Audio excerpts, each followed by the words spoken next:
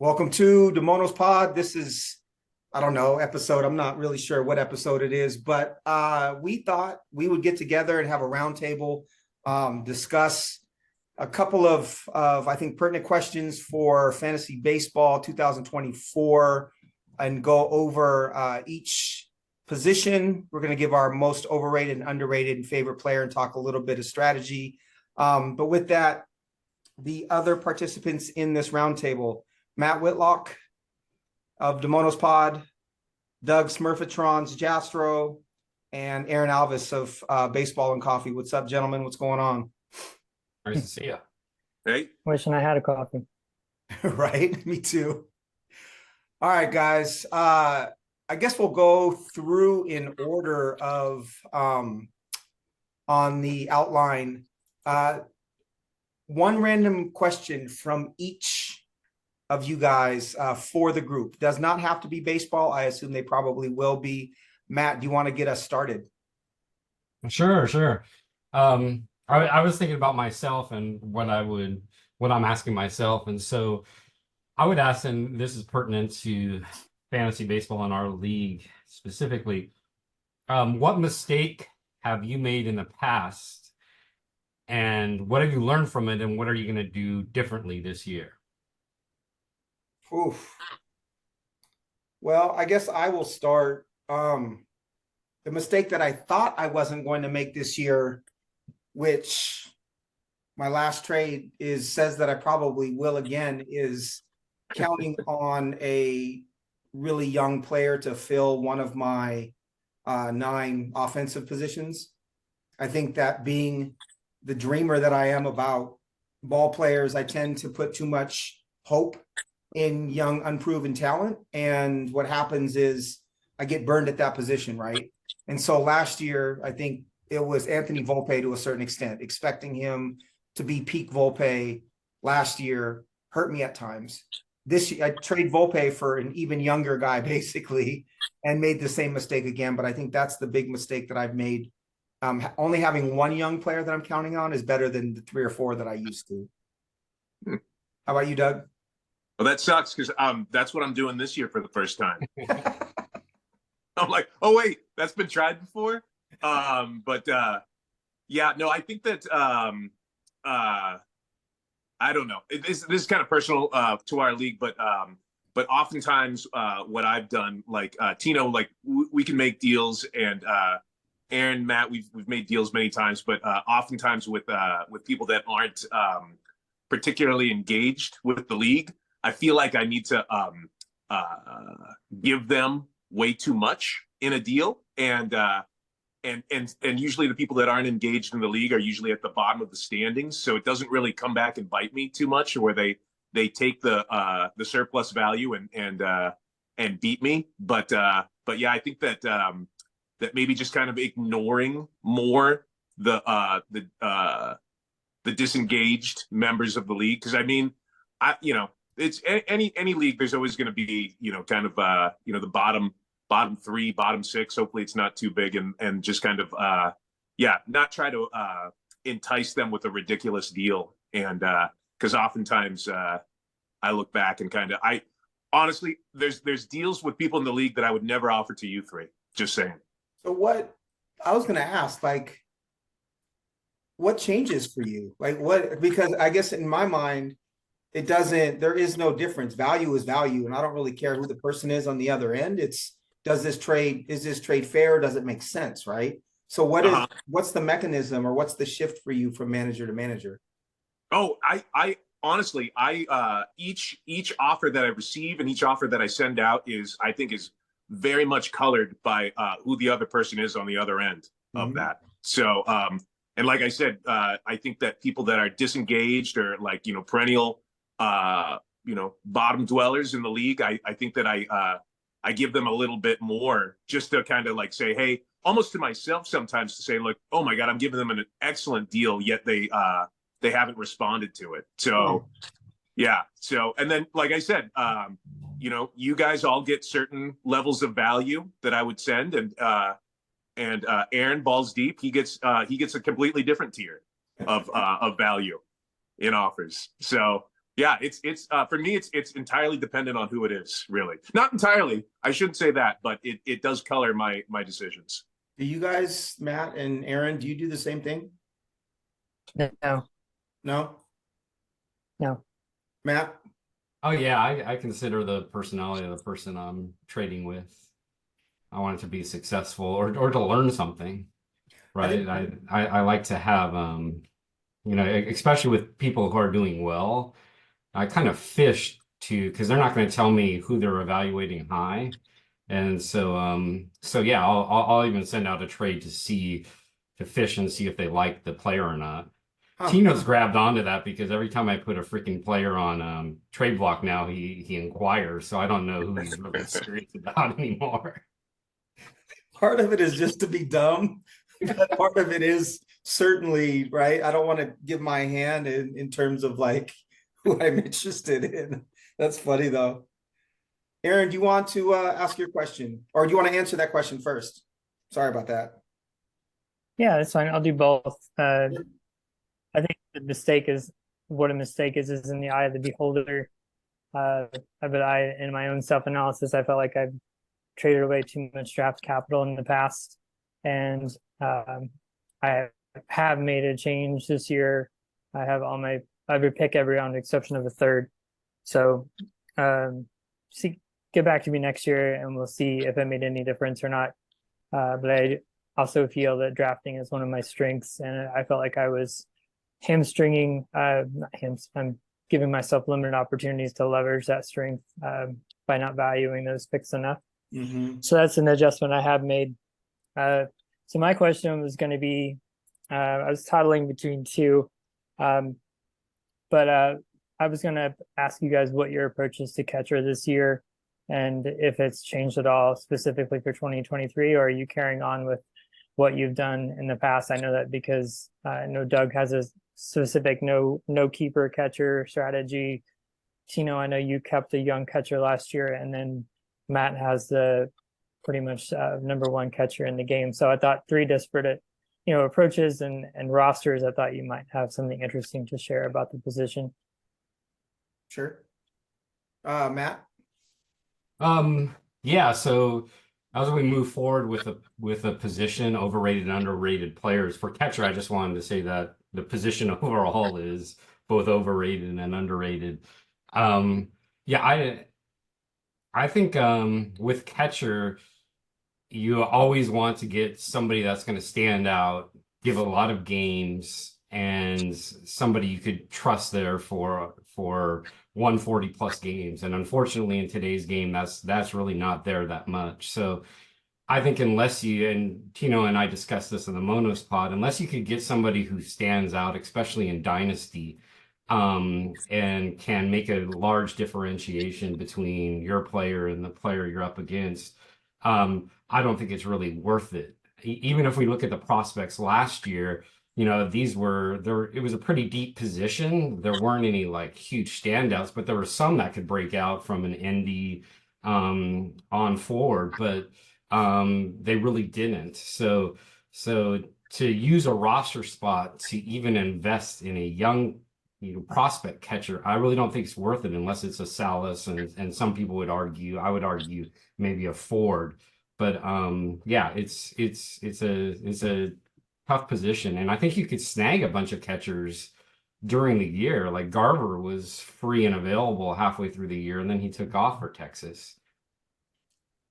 Yeah, I echo most of those things. I think so. One, plate appearances, right? Unless you are using two roster spots for two catchers and you want to take advantage of their platoon splits, it's all about plate appearances. And so it can be anything from, someone like Adley, or I don't know, who's another one who when they're out, Cal Raleigh, who's going to DH when he's not catching. Those guys are incredibly valuable, right? William Contreras is another one. Or it's someone who, like a Yainer Diaz, who's not going to catch much, right? And is going to, like Garver, another example, who's catcher eligible, who may not catch at all. So, Aaron, to answer your question, for me, there aren't very many catchers, maybe, I don't know, three that I would consider, maybe 4 that I would consider as keepers in our hybrid keeper league. Because I think that area of decent catcher, there's so many guys in that area, and it's about identifying which ones you can get the cheapest, either whether it's late in the draft or on the waiver wire. So, as of right now, I'm keeping Garver, and Garver's never had more than 400 at bats, but I see Garver based on his contract in Seattle and what he's done the last 2 years as a DH, primary DH, as very productive at that particular position. And I think Seattle expects him to get 450, 500 at bats at catcher. So it's either identifying that or it's the Adley Rutschmans of the world, but there aren't that many of them. I also think it's very easy to have league average production at that position without investing many resources.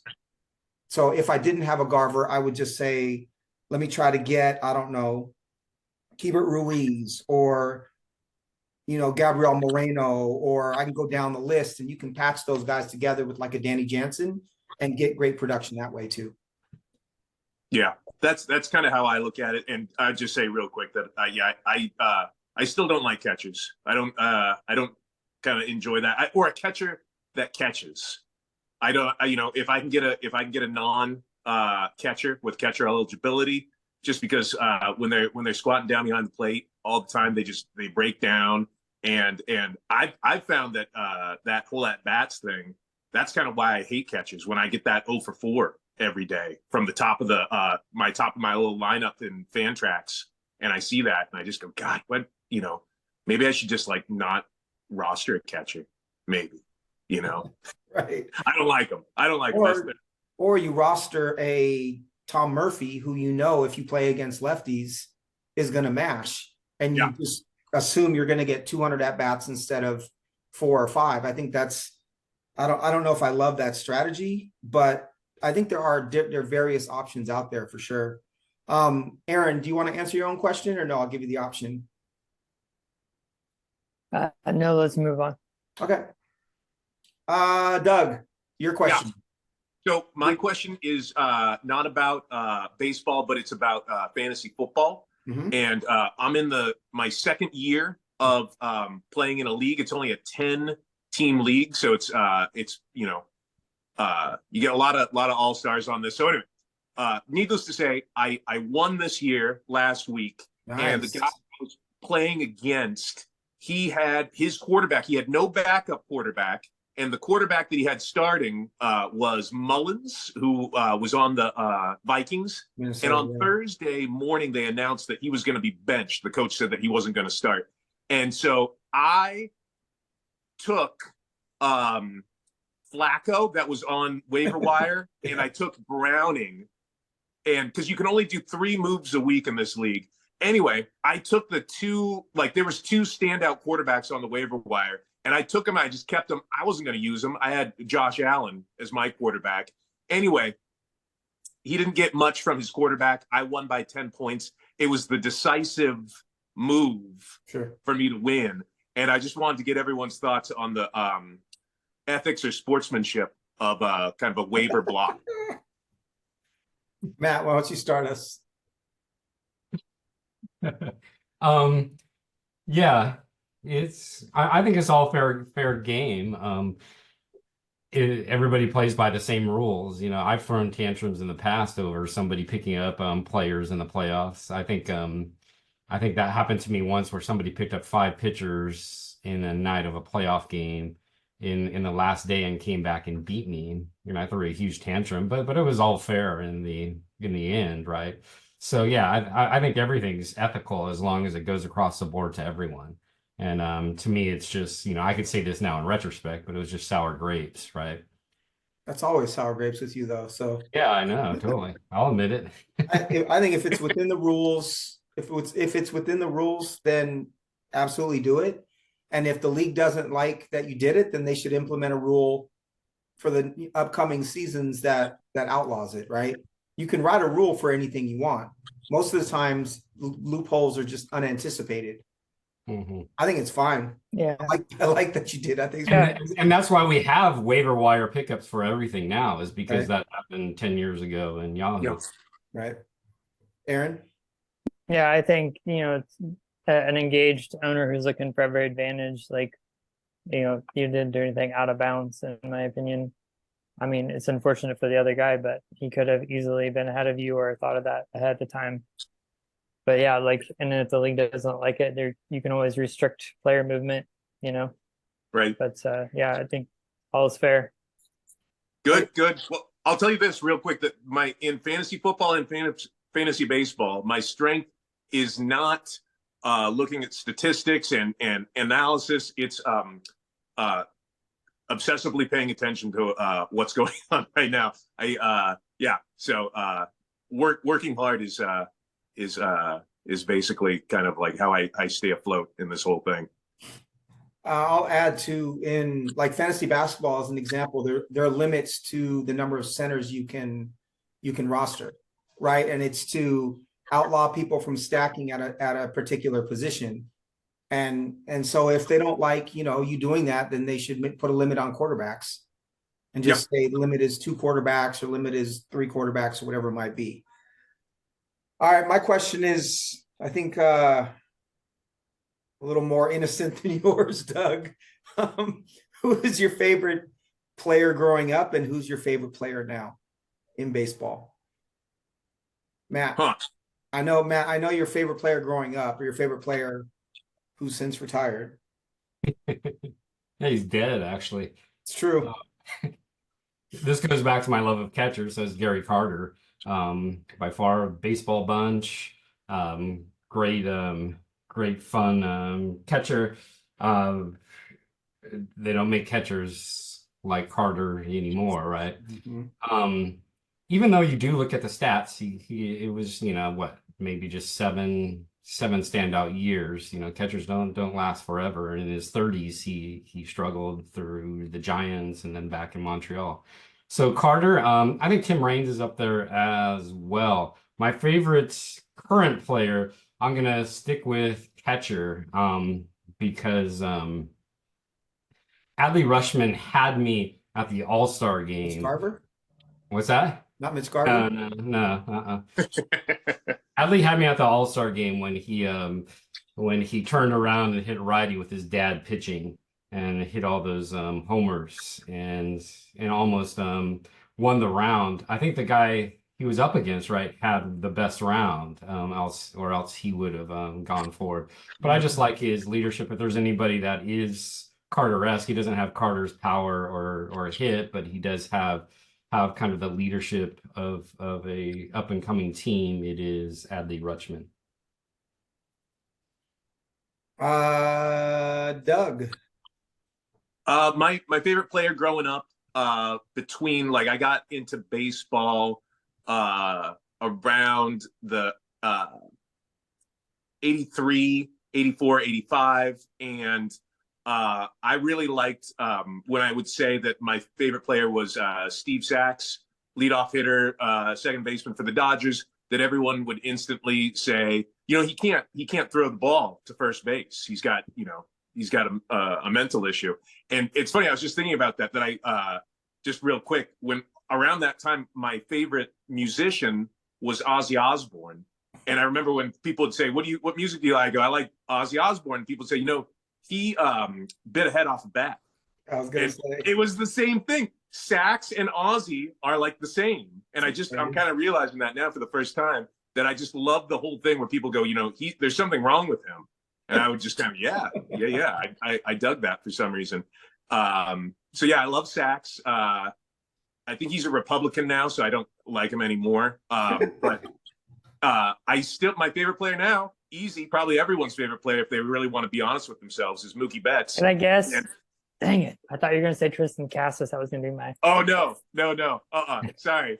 Mookie Betts. Because he walks around in his socks before the game. Oh, I love that. Yeah, I do love that. He grounds himself. I know you. I know. I do. But anyway, Mookie Betts is the leadoff hitter for the Dodgers as well. So I think I just like the Dodgers leadoff hitter. And Ozzy Osbourne. Aaron. My answers will surprise no one. Eric Davis and Shohei Ohtani. Nice. Wait, Eric Davis? Yeah. Oh, I didn't know that. I didn't know that. That's awesome. That was That's a good one of the choice. first things that Tino and I bonded over was our True. love of Eric Davis. It's true. Eric Davis is a distant second for me. I do absolutely love Eric Davis, but I grew up in Seattle in the Griffey era. And so Griffey is, I think when Griffey came up in 89, I was in, let me do the math here, I guess 6th grade. So that's like right in my wheelhouse. There's nobody like Griffey, you guys know that. Eric Davis is, like I said, a distant second, and an honorable mention would be Mike Jackson, the old Mariners right-handed reliever, who was gained more notoriety with Cleveland and the Giants, and came up with the Phillies. But I loved his swag and his hat and his slider. He was dominant for quite a while, and he was super cool. My favorite player now is certainly Julio Rodriguez. I think even if you're not from Seattle or a Mariners fan, he's really easy to root for. But it's not the same. Interestingly, I love him, but it's not the same sort of intensity that it was with Griffey. Maybe it was my youth, but there's something about Griffey that's just a little bit different than every other player that I've ever rooted for. But those would be my two. Hey, wait, Tino, real quick on Griffey. Yeah. I don't know if I ever told you this, but I saw him play in San Jose Bees versus San Bernardino Spirit. Oh, that's awesome. And he signed anything that anyone would give to him that day. Mhm. He was just like, he was there for people. I've always loved him ever since then. One anecdotal thing with Griffey that I love was, I don't know if you guys seen this clip of Griffey being asked why he said that he would never play for the Yankees, like he would retire before he played for the Yankees. Have you guys all seen that? No. So it's, correct me if I'm wrong, I think, so he wanted to play catch or be on the field and play catch with his dad when Senior was on the Yankees, and Senior basically said, they won't let us play catch on the field, right? But then Craig Nettles and his son were playing catch on the field, and it was Senior, I think, who said to Junior, we can't play catch on the field, but take a look out there and see what you see. And it was Nettles playing with his son. And so from that point forward, Junior was like, I'll never have anything to do with the Yankees again. So there's all these clips of him signing autographs in Yankee Stadium, these kids saying, hey, come to New York, come to New York. And he was like, nah, man, I'm good. Like, I will never, ever be a Yankee. And I respect that. First of all, it's a sad story, but I respect that from Griffey, that he was that way. He was so much less that way than his dad was. His dad had such a huge chip on his shoulder, and Junior didn't, but he still had an element of that, which I think drove him. But I found that story really interesting. I think it's probably the best idea for us to take a break right now. We'll come back. We will give our kind of overall perspective on the fantasy landscape this season, and then dig into some of our positional overrated and underrated. We will be right back.